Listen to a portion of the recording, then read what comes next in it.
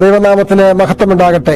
പ്രിയമുള്ളവരെ, 2023 ഏറ്റവും അവസാനത്തെ ദിവസത്തിൽ നമ്മൾ പ്രവേശിച്ചിരിക്കുകയാണ്. ഈ ഒരു വർഷം മുഴുവൻ 12 മാസവും 365 ദിവസവും ദൈവം നമ്മളെ അതിശയകരമായി കാത്തു പരിപാലിച്ചു. എത്രയോ പേർ 2023 ജനുവരി 1 കണ്ട എത്രയോ പേർ ഇന്ന് ഈ ഡിസംബർ മാസം 31 കാണാനില്ല. ഈ ലോകത്തൊന്ന് മാറ്റപ്പെട്ടിരിക്കുന്നു. എന്നാൽ പ്രിയമുള്ളവരെ, ദൈവം നമ്മളെ ഓരോരുത്തരെയും അവിടങ്ങളിലായി കാത്തു സൂക്ഷിച്ച് നമ്മളെ ഇന്നും ജീവനോടെ നിലനിർത്തിയിരിക്കുന്നത് ദൈവത്തിന്റെ വലിയ സ്നേഹവും കരുതലും മാത്രമാണ്. ആ ദൈവത്തിന്റെ സ്നേഹത്തിന്റെ മുമ്പിൽ സ്നേഹത്തിന്റെ കരങ്ങളിലേക്ക്, കരുതലിന്റെ കരങ്ങളിലേക്ക് നമ്മളെ പൂർണ്ണമായി സമർപ്പിക്കാം. നമ്മൾ കഴിഞ്ഞ വർഷം അവസാനം, കഴിഞ്ഞ 22-ന് 31 രാത്രിയിൽ നമ്മൾ തീരുമാനങ്ങൾ പലതും എടുത്തവരാണ്.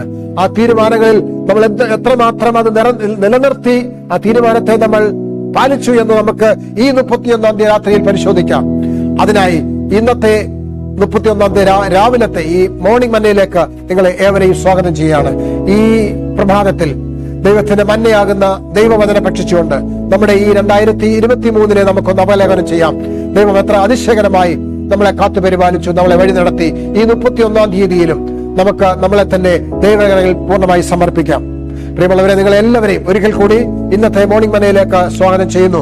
നമുക്ക് ഒരുമിച്ച് പ്രാർത്ഥനയോടെ ദൈവത്തിന്റെ വചനം ശ്രമിക്കാം, ചിന്തിക്കാം. ഇന്ന് നമ്മൾ ചിന്തിക്കുന്ന വ്യക്തി എന്ന് പറയുന്നത് യൂദ എന്ന വ്യക്തിയെ കുറിച്ചാണ്. അതിനാധാരം എടുത്തിരിക്കുന്ന വേദഭാഗം യൂദയുടെ തന്നെ ലേഖനം 12-ാമത്തെ വാക്യമാണ്. യൂദ ഒരധ്യായമേ ഉള്ളൂ, അതുകൊണ്ട് 12-ാമത്തെ വാക്യം.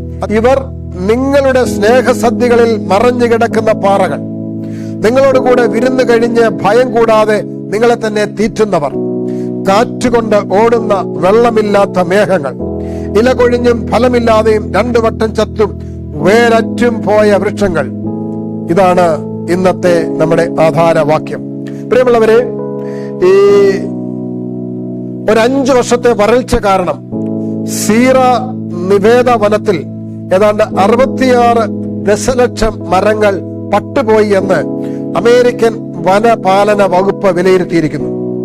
ഈർപ്പക്കുറവ് കാരണം മരത്തിന്റെ പുറംതൊലി വണ്ടിന്റെ ആക്രമണത്തിന് ഇരയാകുന്നു. പർവ്വത സമൂഹങ്ങളെ സംബന്ധിച്ചിടത്തോളം തീയുടെ ഈ കാലം കൂടുതൽ ചിലവുകൾക്കിടയാക്കുന്ന നാശനഷ്ടങ്ങൾ ഉണ്ടാക്കുന്ന ഒന്നാണ്. വൃക്ഷം മാറ്റുന്ന ഉപകരണത്തിന് രാഷ്ട്രം $11 ദശലക്ഷം ചിലവാക്കുന്നതിന് ഉദ്ദേശിക്കുമ്പോൾ വനപാലക വകുപ്പ് $32 ദശലക്ഷം ചിലവാക്കാൻ ഉദ്ദേശിക്കുന്നു. വരൾച്ചയുടെ ചിലവ് ഭാരിച്ചതാണ്. എന്നാൽ ആത്മീയ വരൾച്ചയുടെ ചിലവ് അതിലും ഭീതിജനകമാണ്. സ്വന്തം പേരിൽ തന്നെയുള്ള ലേഖനത്തിന്റെ എഴുത്തുകാരനായ യൂദ ഈ ഭയാനത, അല്ലെങ്കിൽ ഈ വരൾച്ചയുടെ, ആത്മീയ വരൾച്ചയുടെയും അല്ലാത്ത വരൾച്ചയുടെയും ഭയാനത കണ്ടു. അതിന് സമാനതകൾ കണ്ടു. ഒരു ഫലവും പുറപ്പെടുവിക്കാത്ത ഒരു കൂട്ടം ജനത്തിന്റെ ഫലമായി വിഭജനം നേരിടുന്ന വിശ്വസ്തരായ വിശ്വാസികളുടെ മേലുള്ള കരുതലാണ് തന്റെ ലേഖനം കാണിക്കുന്നത്. യൂദയുടെ ലേഖനം 18-19 വാക്യം നമ്മൾ വായിക്കുമ്പോൾ അവിടെ ഇങ്ങനെ കാണുന്നു: അന്ത്യകാലത്ത് ഭക്തികെട്ട മോഹങ്ങളെ അനുസരിച്ച് നടക്കുന്ന പരിഹാസികൾ ഉണ്ടാകും എന്ന് അവർ നിങ്ങളോട് പറഞ്ഞുവല്ലോ. അവർ ഭിന്നത ഉണ്ടാക്കുന്നവർ, പ്രാകൃതന്മാർ, ആത്മാവ് ഇല്ലാത്തവർ. നോക്കണം പ്രിയമുള്ളവരെ, ഒരു ഫലവും പുറപ്പെടുവിക്കാത്ത ഒരു കൂട്ടം ജനത്തിന്റെ ഫലമായി വിഭജനം നേരിടുന്ന വിശ്വസ്തരായ വിശ്വാസികളുടെ മേലുള്ള കരുതലാണ് യൂദ തന്റെ ലേഖനത്തിലൂടെ പരാമർശിക്കുന്നത്. അന്ത്യകാലത്ത് എന്തുണ്ടാകും? ഭക്തികെട്ട മോഹങ്ങളെ അനുസരിച്ച് നടക്കുന്ന പരിഹാസികളുണ്ടാകും. അവർ ഭിന്നതയുണ്ടാക്കുന്നവർ, പ്രാകൃതന്മാർ, ആത്മാവ് ഇല്ലാത്തവർ.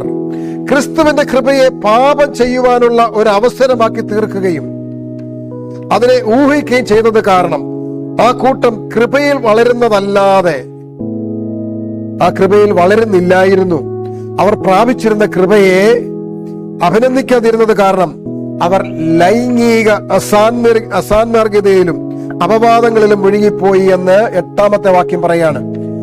അങ്ങനെ തന്നെ ഇവരും സ്വപ്ന അവസ്ഥയിലായി ജഡത്തെ മലിനമാക്കുകയും കർത്തൃത്വത്തെ തുച്ഛീകരിക്കുകയും മഹിമകളെ ദുഷിക്കുകയും ചെയ്യുന്നു. എന്താണ്? ക്രിസ്തുവിന്റെ കൃപയെ അവർ പാപം ചെയ്യുവാനുള്ള ഒരവസരമാക്കി തീർക്കുന്നു. അങ്ങനെ ഊഹിച്ച്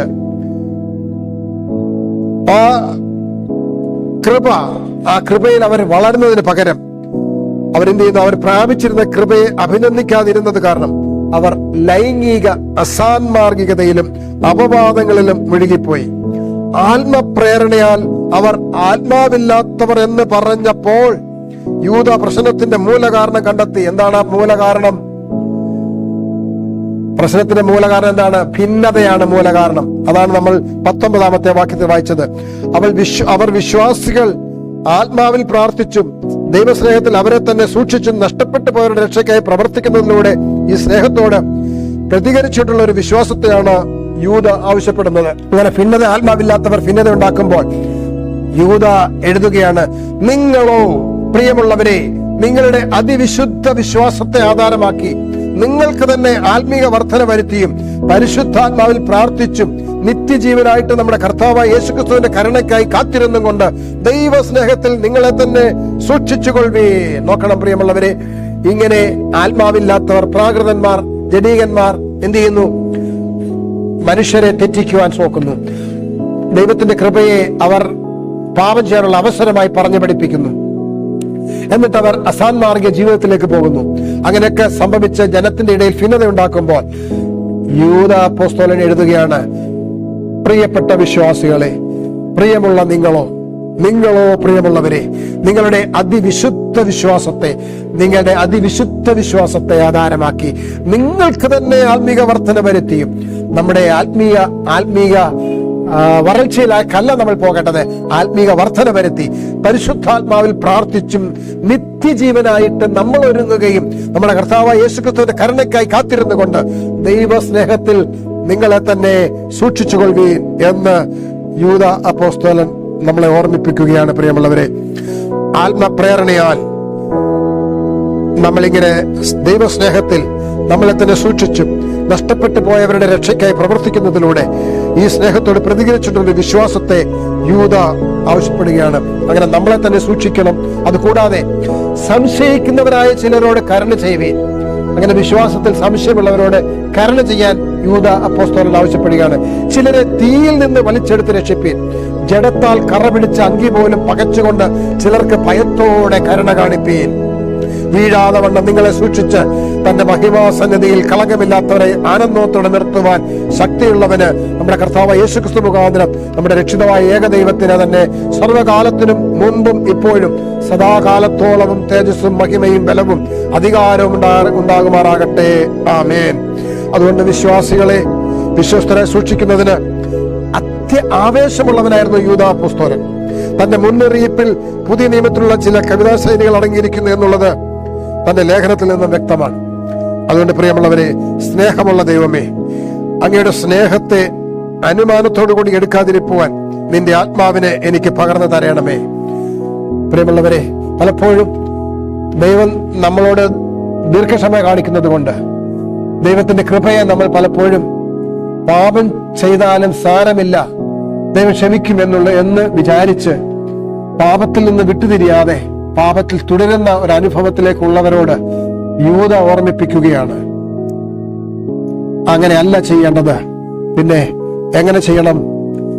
നിങ്ങളുടെ അതിവിശുദ്ധ വിശ്വാസത്തെ ആധാരമാക്കി നിങ്ങൾക്ക് തന്നെ ആത്മീക വർധന വരുത്തിയും പരിശുദ്ധാത്മാവിൽ പ്രാർത്ഥിച്ചും നിത്യജീവനായിട്ട് യേശുക്രിസ്തുവിന്റെ കരുണയ്ക്കായി കാത്തിരുന്നുകൊണ്ട് ദൈവസ്നേഹത്തിൽ നമ്മളെ തന്നെ സൂക്ഷിക്കുകയും പിന്നെ സംശയിക്കുന്ന ചിലരെ അവിടെ കരുണ കാണിച്ചും ചിലരെ തീയിൽ നിന്ന് വലിച്ചെടുത്ത് രക്ഷിപ്പാനും, അതായത് മറ്റുള്ളവർക്ക് വേണ്ടി, മറ്റുള്ളവരുടെ രക്ഷയ്ക്ക് വേണ്ടി പ്രവർത്തിപ്പാനും, സ്വയം രക്ഷയെ നിലനിർത്തിക്കൊണ്ട് മറ്റുള്ളവരുടെ രക്ഷയ്ക്ക് വേണ്ടി പ്രവർത്തിപ്പാനും ഈ ലേഖനം നമ്മളോട് ആഹ്വാനം ചെയ്യുകയാണ്. പ്രിയമുള്ളവരെ, അതുകൊണ്ട് ഈ വർഷത്തിന്റെ അവസാനത്തിൽ നമുക്ക് നല്ല തീരുമാനമെടുക്കാം.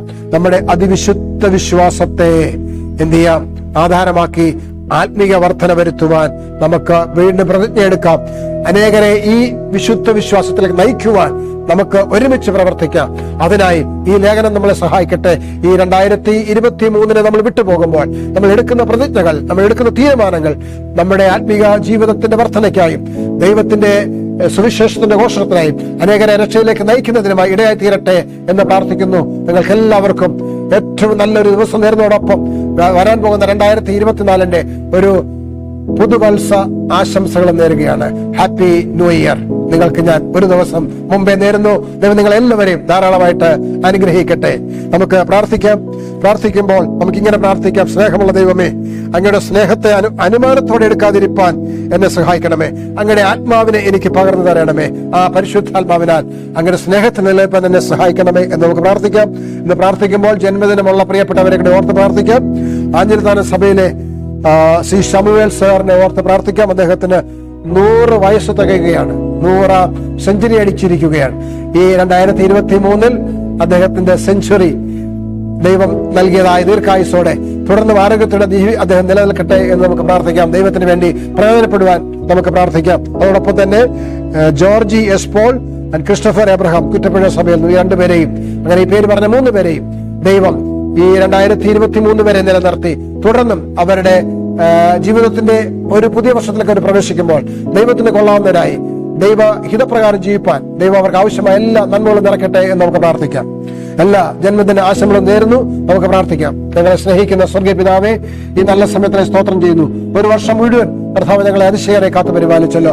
പുതിയൊരു വർഷത്തിലേക്ക് ഞങ്ങൾ പ്രവേശിക്കാൻ പോകുന്ന കർത്താവേ, അവിടെ നടത്തിയ വിധങ്ങളെ ഞങ്ങൾ ഓർക്കുവാൻ അങ്ങയുടെ കൃപയെ ഞങ്ങൾ അഗണ്യമാക്കി കളയാതെ അവിടുന്ന് ഞങ്ങൾക്ക് കൃപ നൽകുന്നത് പാപം ചെയ്യാനുള്ള അവസരമല്ല എന്ന് കണ്ടുകൊണ്ട് ഞങ്ങളുടെ പാപത്തിൽ നിന്ന് വേർതിരിഞ്ഞ് ഞങ്ങളുടെ സ്നേഹത്തിന്റെ പരിശുദ്ധാത്മ ശക്തിയിൽ ഞങ്ങളുടെ വിശ്വാസത്തെ ആധാരമാക്കി ഞങ്ങളുടെ രക്ഷ ഉറപ്പിക്കുവാനും അനേകരെ രക്ഷയിലേക്ക് നയിക്കുവാൻ ഞങ്ങളെ സഹായിക്കണമേ.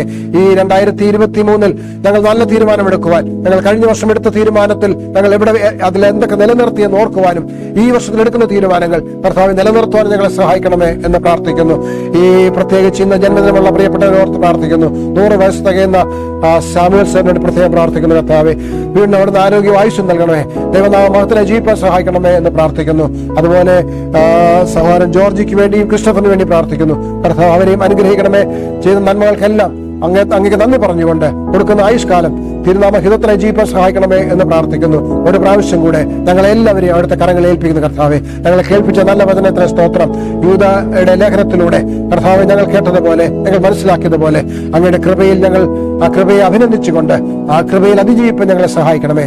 അവിടുന്ന് തരുന്ന ഓരോ അവസരവും സുവിശേഷത്തിന്റെ ഘോഷണ ഉപയോഗിപ്പാൻ, രക്ഷയ്ക്ക് വേണ്ടി അനേകരെ നയിക്കുവാൻ, രക്ഷയിലേക്ക് അനേകരെ നയിക്കുവാൻ സഹായിക്കണം. അങ്ങനെയെല്ലാം നമ്മളാൽ നിറച്ച് ഒരു പുതുവർഷം ഞങ്ങൾക്ക് നൽകുന്നുവെങ്കിൽ ആ പുതുവർഷത്തെ കണ്ട് സന്തോഷിച്ച് അങ്ങേക്ക് മഹത്വകരമായിട്ട് സഹായിക്കണമെന്ന് ഞങ്ങൾക്ക് ജീവൻ യേശുവിന്റെ നാമത്തിൽ താഴ്മ അപേക്ഷിക്കുന്നു. കൃപയോടെ കേൾക്കണമേ സ്വർഗീയ പിതാവേ. ആമേൻ, ആമേൻ. എല്ലാവർക്കും നല്ല ഒരു ദിവസം നേരുന്നു. 2023 എല്ലാ ആശംസകളും നേർന്നതോടൊപ്പം 2020 പുതുവർഷത്തിന്റെ എല്ലാ ആശംസകളും നേരുന്നു. ദൈവം നിങ്ങളെ ധാരാളമായിട്ട് അനുഗ്രഹിക്കട്ടെ.